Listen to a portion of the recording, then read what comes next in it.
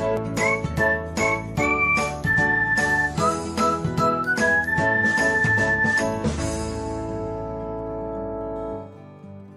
everyone, welcome back to another episode of Technologyglance.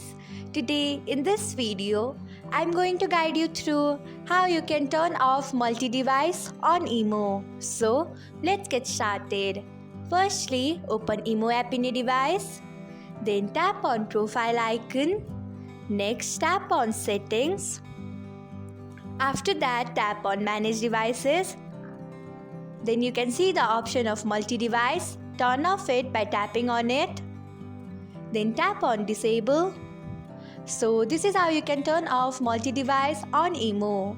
Thanks for watching. If you found this guide helpful, we would love it if you hit the thumbs up button below.